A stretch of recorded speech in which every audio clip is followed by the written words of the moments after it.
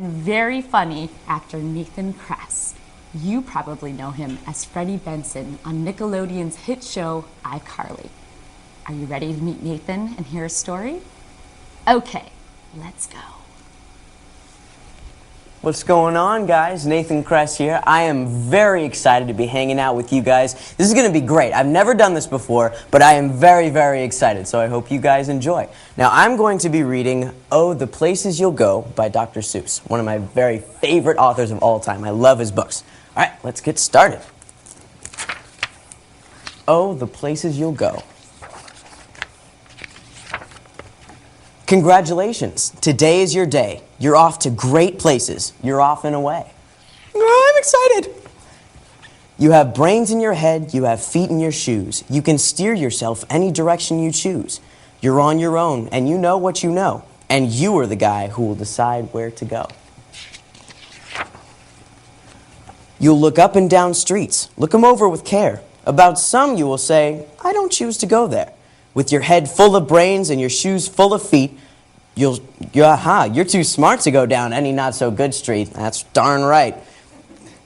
And you may not find any you'll want to go down. In that case, of course, you'll head straight out of town. It's opener there in the wide open air. I want to hang out right there. That looks fun. Out there, things can happen, and frequently do, to people as brainy and footsy as you. And when things start to happen, don't worry, don't stew, just go right along. You'll start happening too. Oh, the places you'll go. You'll be on your way up. You'll be seeing great sights. You'll join the high flyers who soar to high heights. You won't lag behind because you'll have the speed. You'll pass the whole gang and you'll soon take the lead. Wherever you'll fly, you'll be best of the best. Wherever you go, you will top all the rest.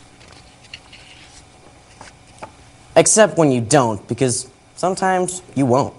I'm sorry to say so, but sadly it's true that bang-ups and hang-ups can happen to you.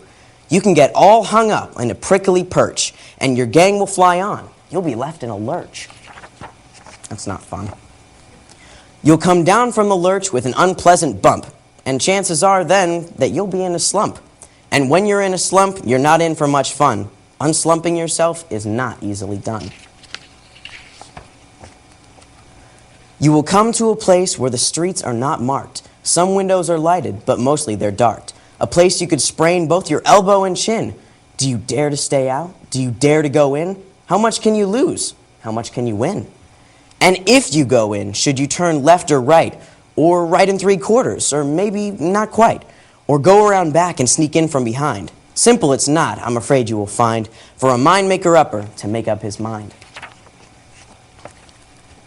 You can get so confused that you'll start in to race down long, wiggled roads at a breaknecking pace, and grind on for miles across a weirdish wide space, headed, I fear, toward a most useless place, the waiting place. Uh-oh. For people just waiting for a train to go, or a bus to come, or a plane to go, or the mail to come, or the rain to go, or the phone to ring, or the snow to snow, or waiting around for a yes or no, or waiting for their hair to grow. Everyone is just waiting. Waiting for the fish to bite, or waiting for wind to fly a kite, or waiting around for Friday night, or waiting perhaps for their Uncle Jake, or a pot to boil, or a better break, or a string of pearls, or a pair of pants, or a wig with curls, or another chance. Everyone is just waiting. Nope, that is not you. Somehow you'll escape all that waiting and staying. You'll find the bright places where boom bands are playing. With banner flip-flapping, once more you'll ride high, ready for anything under the sky. Ready because you're that kind of guy. Oh, the places you'll go. There is fun to be done. There are points to be scored. There are games to be won. And the magical things you can do with that ball will make you the winningest winner of all. Fame. You'll be famous as famous can be, with the whole wide world watching you win on TV. Except when they don't, because sometimes they won't. I'm afraid that sometimes you'll play lonely games too. Games you can't win, because you'll play against you. All alone.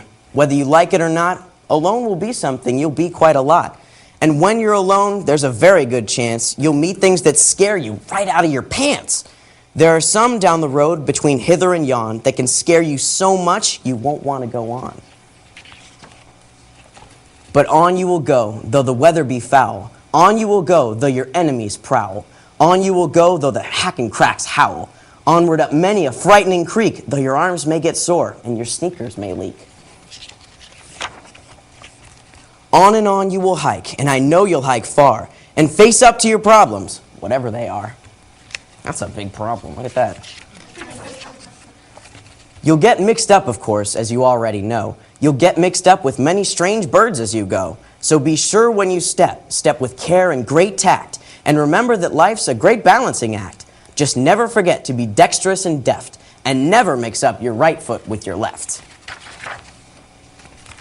And will you succeed? Yes, you will indeed. 98.75% guaranteed. Kid, you'll move mountains. So, be your name Bucksbaum or Bixby or Bray or Mordecai Ali Von Allen O'Shea. That's a big name. You're off to great places. Today is your day. Your mountain is waiting. So, get on your way. Wow. I really, really like that book. This is actually the first time that I had the chance to read it when I found out that I was going to be doing this with you guys, and I am very excited to have the chance to do it. But now that I'm done, I hear that you guys have a bunch of questions for me that were sent in from all over the country. So, I just happen to have them right here. All right.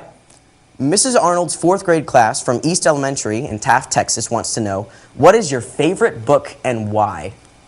That's a tough one, because I have a lot of favorite books. But I definitely say that one of my favorite authors is Ted Dekker. I really like his books. He's probably got 20 or 30 so that I've read so far. And I'm definitely a really, really big fan of his work. So he's a good guy.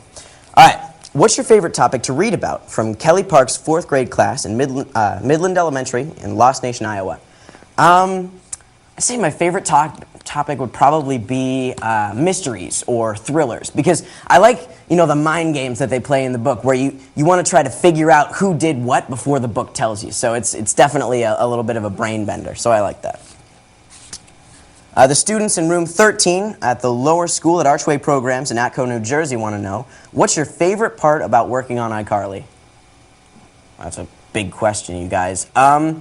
I definitely say one of my favorite parts is that, without iCarly, I wouldn't have the chance to do a lot of really, really cool stuff, like coming in here to the SAG Foundation and reading to you guys, If I wasn't on iCarly, you guys wouldn't know who I am, and I wouldn't be able to come and read to you. So I've got to do a lot of really, really cool experiences through this whole thing. So that's definitely been a big one. All right, guys, well, that is it for me. Thank you for coming to celebrate the Read Across America Week with me and the SAG Foundation, as well as celebrating the birthday of Dr. Seuss. He's a really cool guy. Now, you can check out me and a bunch of other very recognizable faces at StorylineOnline.net. They're going to be reading a bunch of other children's books, and then with each book, there's a bunch of activities and lessons that go along with each one, so you definitely want to check those out. And, of course, you can check me out as Freddie Benson anytime you want on iCarly. Well, guys, that is it for me. I had a very, very fun time coming to read with you. Have a great day, and remember, keep reading. Bye, guys.